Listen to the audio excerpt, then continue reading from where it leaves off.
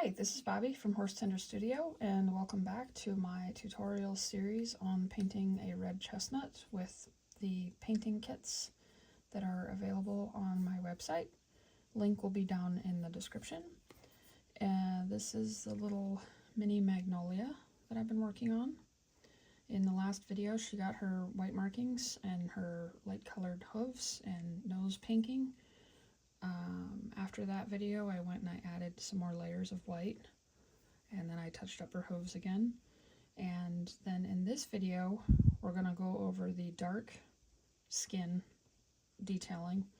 And then you may remember in the last video, I talked about a bit of a hack, is that you can use the same color that you use on the light hooves for the pink skin, and with the dark detailing color it's the same. You can use it for dark hooves and dark skin. So we're going to go ahead and do that. She's looking pretty good. And I've already got the paints mixed up here. This is our light mix from before, and this is the dark detail mix. So this is going to be 2 parts black, which is your E on your paint strip here, 2 parts black, 2 parts white, which is F, and then 1 part burnt umber, which is C. And it gives us a nice dark gray color. I'm going to peel my tape off. I actually mixed this up yesterday, I think it was, and did a bit of work with it and did my tape trick to save it for later. So I'm just going to roll that back and take a quick look at it. I always like to give it a little bit of a stir, even though it's only been a day, just to make sure it hasn't gotten too thick. It looks all right. We're only going to be using a teeny tiny bit of this, especially on her, because she's got the 4 white legs, so she's not going to have any dark hooves. And then she's got a pretty big face marking, so she's not going to need a whole lot of that on her face either. So we're going to be using our detail brush, the smallest one that you've got in your kit. And we'll want to have our water, and we'll want to have the paper towel and our horse. And we're just going to get started. And like I said, we're going to be using just tiny little bits of paint. So I'm just going to put the very tip of the brush into the paint. And then a lot of times what I end up doing is doing the thing where I wipe a lot of it off on the paper towel. And then we're going to go on to the horse. Let's see, we'll start on this side of her face. Now I like to start at what I call, or what I kind of think of as like points of origin. Actually, I think I wiped too much of it off. And what I mean by points of origin is the areas that would be darkest on the face. So inside the nostril is going to be dark. It's going to be just skin in there, no hair mixing in. And then the lips, like right in the mouth, is a good spot to put your darkest layer. And then also, if they don't have a white marking, down here on the nose, there's no hair on the very bottom of the muzzle. And the chin. So it's a bit tricky to work around a white marking. That's why it's good to have kind of your 2 detail mixes, so you can go back and forth and do touch-ups if you want, or tweak your borders or details and stuff. But anyway, I'll just lay that darkest color down. And then when it feels like I don't really have much paint left, then I'll start blending in. It's kind of the same concept as using the sponges. You get most of the paint off, and then when there's really not much left, you start doing the dry brushing into the areas on the horse that would have hair mixing into the skin, or kind of like, you know, coming in.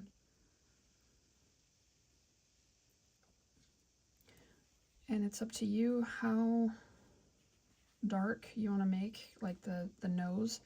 Again, it's really good to look at references, because you'll see that some horses, especially in the summertime, they might have a lot of dark skin around the muzzle, and that dark skin might go up further into the face. And also some show horses like Arabians and stuff, when they like put the oil on their muzzle, and sometimes they can be just the whole end of their nose is really dark or black or whatever. And then I might shade a little, blend just a little up the chin. So that's that side of her nose. I'm going to call that pretty much done there. And then we'll start on the other side, and again, just a little tiny bit on the tip of the brush. I'm going to dab it a little bit off of there. And then I'm going to start, since her nostril is pink, I'm going to start in her mouth. Get the darkest in there, and then I'll kind of like carefully go out into the other area and see what we're looking like. It would be easier to show this on a horse that didn't have a big white nose, but it's good to practice working around markings and stuff too. I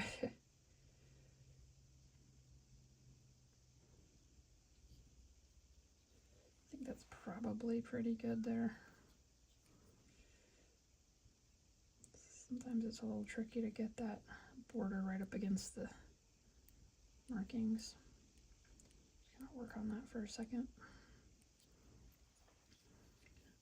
And then since I work on the sides individually, then I like to flip over and kind of look from the front. So you can see on her chin, she doesn't have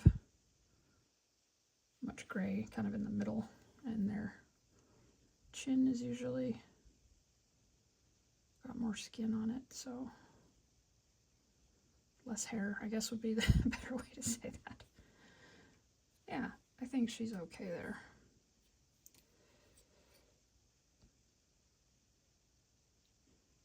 Right on their nose where they don't have hair, their markings are usually really crisp.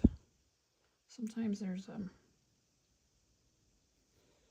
more of a fuzzy border when you get up into the hair, because you've got white hairs and brown hairs kind of intermixing, but where it's just skin, a lot of times the markings are pretty, edges are pretty clean there. So yeah, I'm going to call that good for her nose.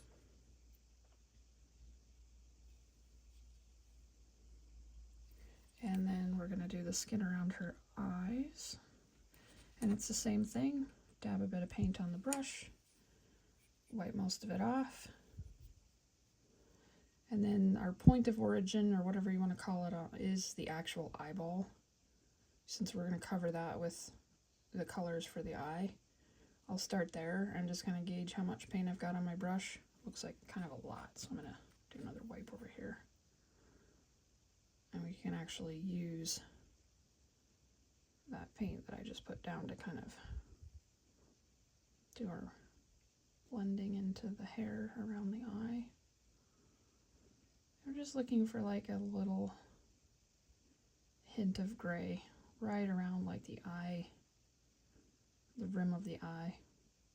And again, this is another thing, you can look at references, especially in the summertime. A lot of times they'll have more. Some horses will have more skin showing around the eye. A lot of times in winter, when they have longer hair, it'll be just right around the eyelid. And the rest will be, you know, fuzzy hair. And so I'm noticing that my brush is getting a little built up here. I don't have that nice tip anymore. It's kind of getting a little chunky. So I'm going to take a break real quick and fix the tip of my brush. And here's how you do that. You'll just dip it in the water, and then you'll drag it across your paper towel and twirl. Twirl it while you do that, and that'll get you a nice point back on your brush.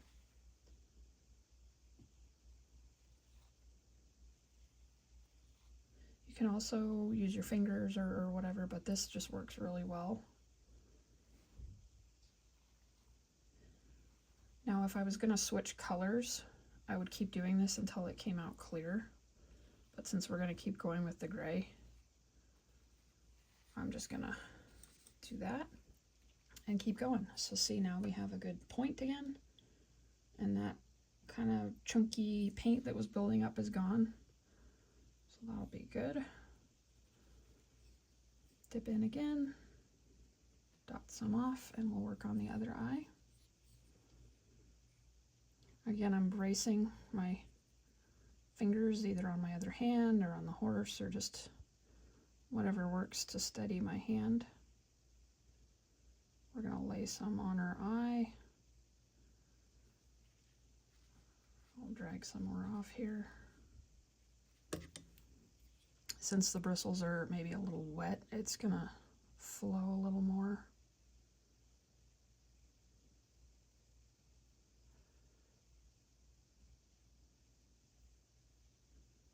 And I'm just going to like carefully work my way out around the eye, and I'm going to try to keep it just on the eyelid, kind of the rim around the eye. There we go. I think that's all right. Okay. Now we'll do the ears. So we've done the nose, muzzle, we've done the eyes. Now we'll do the ears, and again, our kind of like point of origin, the darkest place will be right inside the ear. And this is another thing, just to sound like a broken record, but references are good. In the summertime, well, I mean, even in the summertime, like my real horse, you can't really see the skin in his ears because I don't clip his ears. I like to leave the hair in his ears to help keep the bugs out and stuff. But if a horse is groomed for show and all of that, usually a lot of times the inside of their ear will be kind of like clipped in so you can see the color in there, and I think it's pretty normal in the hobby to do that.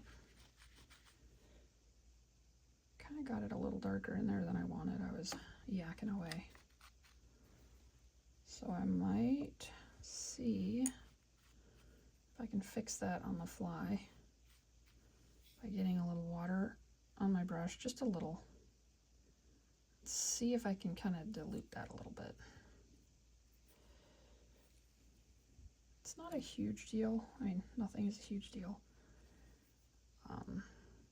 But I do like to kind of do a bit more shading towards the tip of the ear, so I'm just gonna throw a little bit of water in there. See, yeah, it's thinning out a little bit.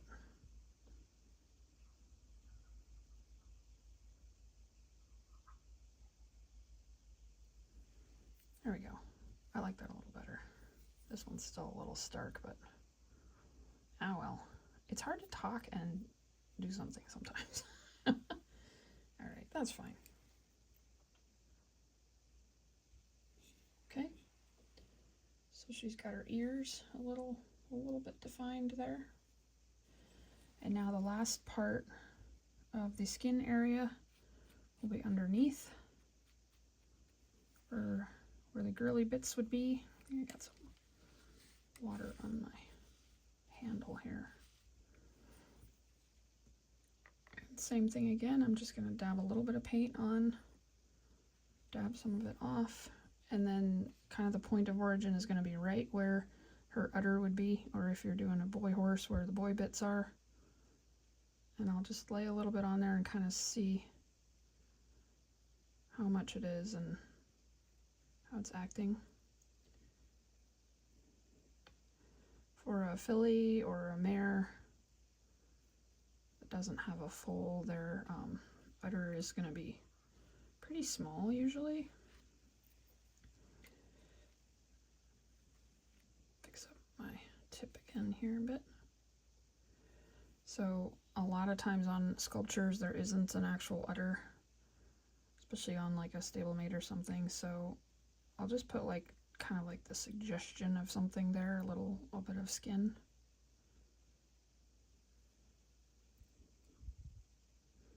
And then the same as before, just as your paint kind of runs out, I just like to drag it up towards the belly a little bit, because there will be another zone there where the hair is sparse and then gets thicker as you go up the belly. So kind of like that. And then you can do up the booty crack if you like. Usually I do, because there's a like a zone, this whole area kind of on their butt cheeks, if you want to call it that, is it's another zone where, you know, it's just skin up in here, up in the crack, but the hair will go from, you know, no hair right in there to sparse to, you know, just hairy, you know, their hair coat. And that is challenging to do, the whole thing, the whole transition. So a lot of times I will just do this. I'll just do kind of a hint of of the skin tone, just really, really light hint, just right in that deepest crack of the crack. And then if you want, you can just do like a little dot area up under the tail if you're going for the full detailing here.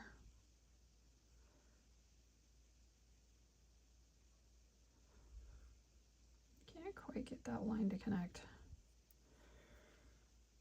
I'm being really, really careful with my paint because I don't want to have a really thick line of this back here.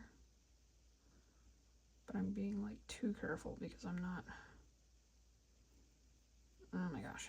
All right. Well, good enough for now. Anyway, so there's the undercarriage detailing. Hopefully that's coming through. And so that is it for the dark detailing on her. If she had a dark leg, dark hooves, it would just be the same as we did the light hooves, just around the wall and then underneath. But for now, we're going to move on to doing her eyes. Try to do that one in this video too. So we're going to wash our brush and work on keeping that point. Just keep dabbing in the water and dragging it across. Give it some twirls until it's clear. It looks like we're there. Yeah. That's clean enough. All right. So for the eye, we'll start with the eye white. I'm just going to set this aside for right now. So the eye white, we're going to use white, which is F. And you can work straight from your little container.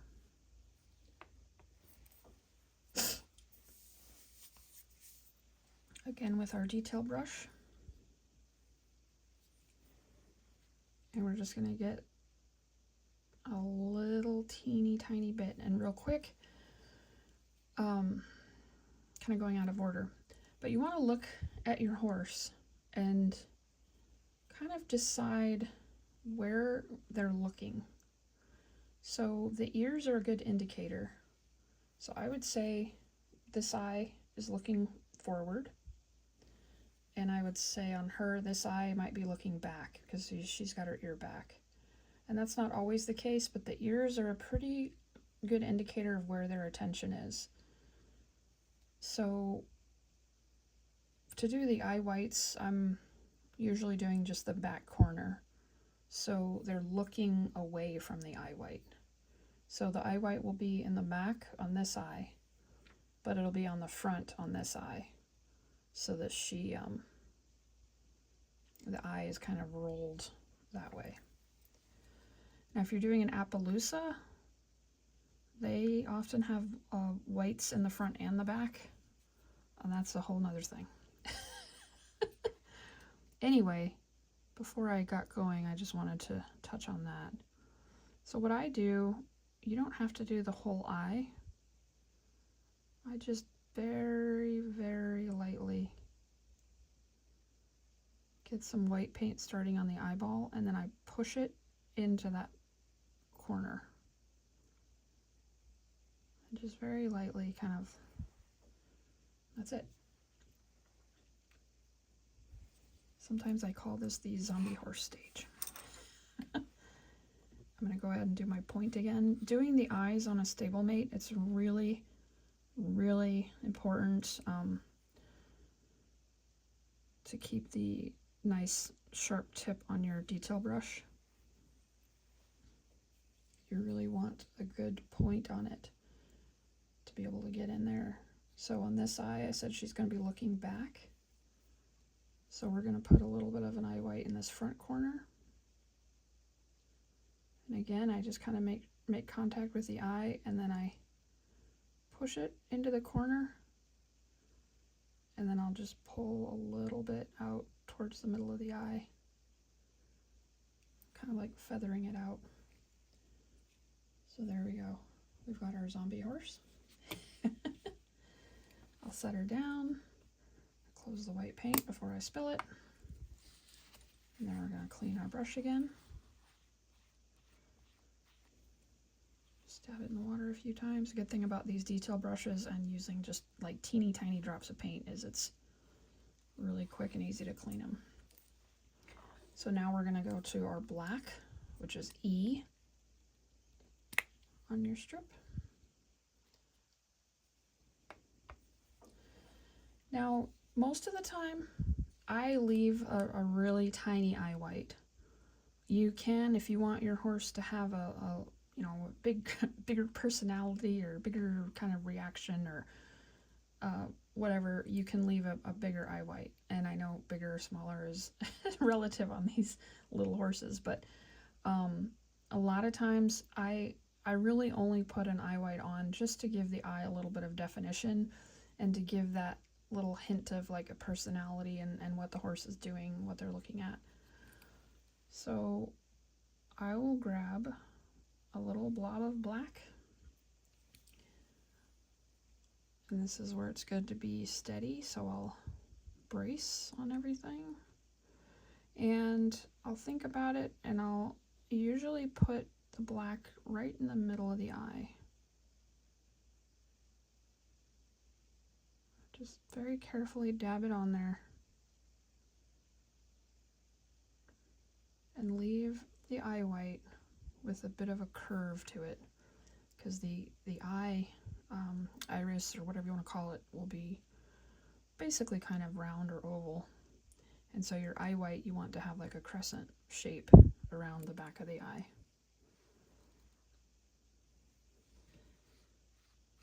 Get a little more paint on there and just look at the front of the eye. This side of her eye on the sculpting, I tried to say sculpting and sculpture at the same time, doesn't have a whole lot of definition in the front, so I'm just going to kind of guess where the edge of the eye is. I think we're going to go with that. Now she's got, I think that's okay for the eye white.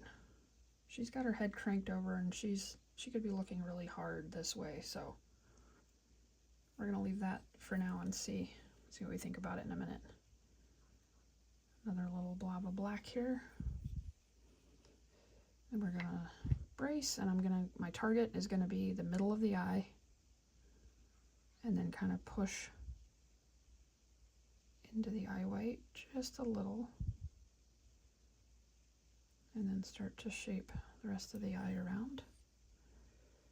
Yeah, I think that's pretty good. I might take my finger and just make sure we're not getting out of the eye area. Okay. I think that's all right. She's looking back at you right now.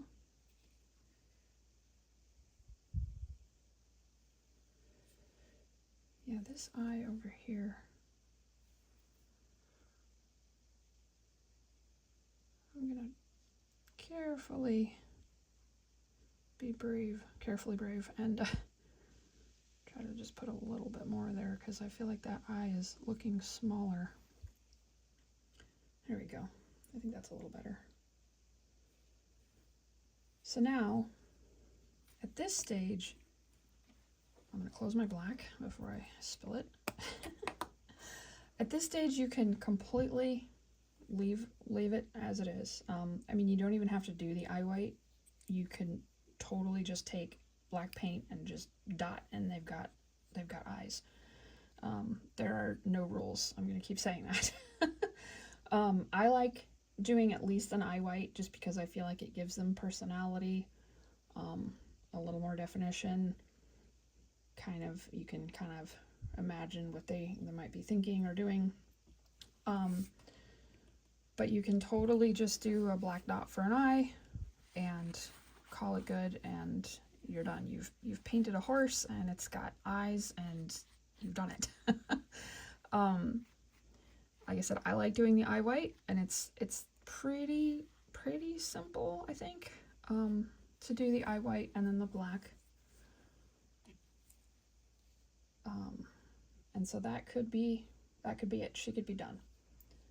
But what I'm going to do is show you how to add a little bit more definition on those little tiny eyeballs. And this is completely optional. I mean, you definitely do not have to do this because this is more really teeny tiny detail work. But if you want to, the simplest way that I've come up with for doing the brown iris, a brown eye, is in the instructions for the kit. I said to use copper and burnt umber, and I didn't give parts to that because it's totally up to you. Some horses have lighter colored eyes, even for brown. There's a whole range, and then some are very dark brown. My real horse is black, and his eyes are a very dark, what I would call copper, really dark copper. And you can't even see the color in his eye until you're standing right next to him. So another thing I think about is in scale with these guys, you might not even be able to see the color in her eye from this distance. You'd have to be, my camera won't even do it, but you'd have to be standing right next to her in a lot of cases to see that she's got colors in her eye. But all of that rambling is to say, this mix here, I just mixed up right before I started filming, and tested it a little bit. And I'd say this is about 2 parts copper, 1 part burnt umber. I usually don't mix eye colors any set way. I kind of do it from scratch every time. That's another reason that I like to work on a lot of different horses at once, is because I'll mix up all these detail colors and just go through and detail a whole little herd. So yeah, this is 2 parts copper, 1 part burnt umber, roughly.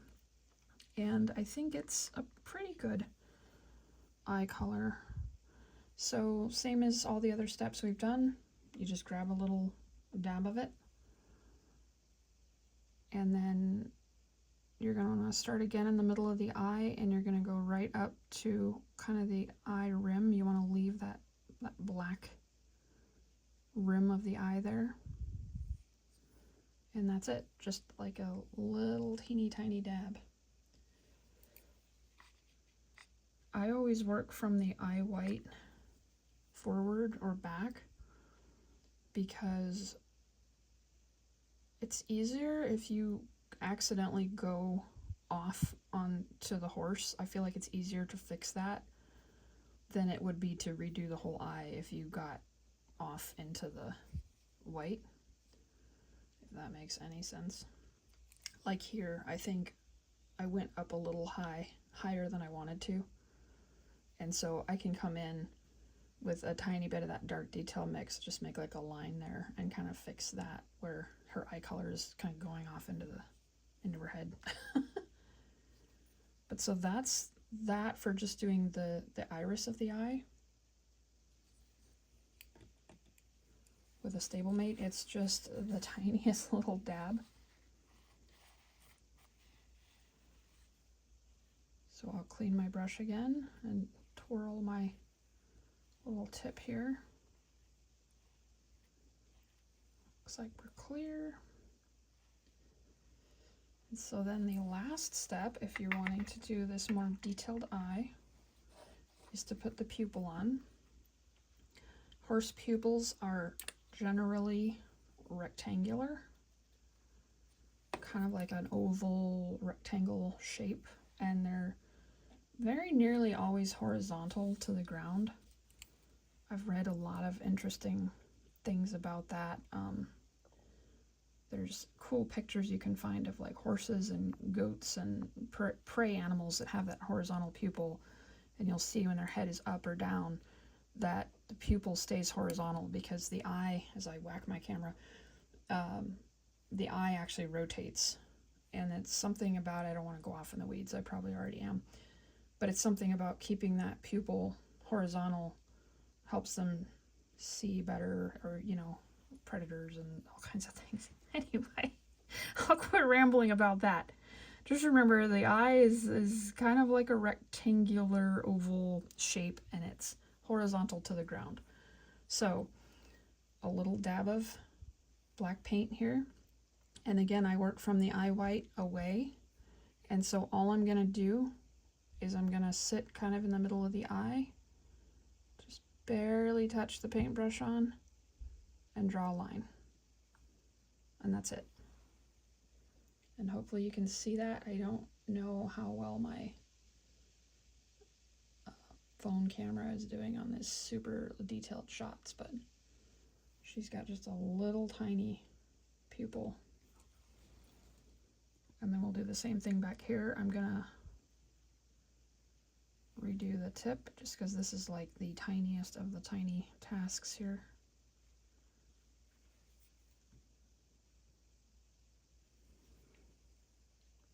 A little bit of black, working from the eye white forward. And just the tiniest hint of black. Again, this eye is smaller than the other one, so I'm going to be really careful about that. But now she's got pupils. And so I am going to call her done. She is done. There's a lot more detailing and little fiddly things that you can do, and I think what I'll do is possibly videos later on some more like advanced detailing. I put a lot of thought, arguably too much thought, into these videos, but I wanted to try to keep it simple for you and also for me because I wanted to get this done. So I am going to do one more quick video after this where I'm going to talk about sealer and maybe some other final thoughts. But for now, I'm going to call her done. So we've done the body color, we've done the dark shading, we've done the light shading or highlights, we've done the markings, the light detailing, the dark detailing, and we've done her teeny tiny eyeballs, and she's all good. So I'll see you in the next one, which I think will be the last video of this series. And again, check the link in the description for the painting kits. And if you have any questions, feel free to comment. And thanks so much for watching. Love you guys. Bye.